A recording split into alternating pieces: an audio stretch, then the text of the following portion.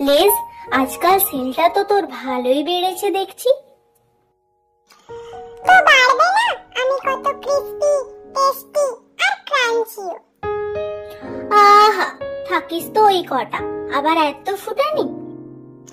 তা তুই একেবারে কত বেশি থাকিস। তো আমি বেশি থাকি না?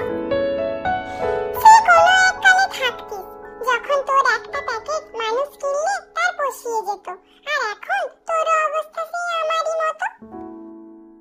বললেই হলো নাকি? তোকে তো প্যাকেটের মধ্যে দেখাই যাবে না কিছুদিন পর, ওই তো কোণে 2 পিস পড়ে থাকবি। হ্যাঁ, তো আলুর দাম কত সে খেয়াল আছে তোর?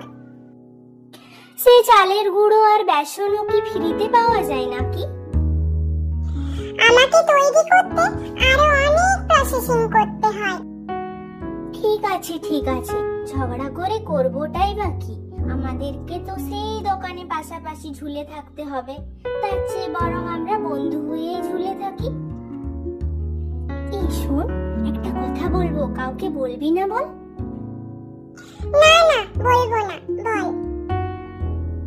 জানিস, আমার একটা আলাদা অ্যাচিভমেন্ট আছে।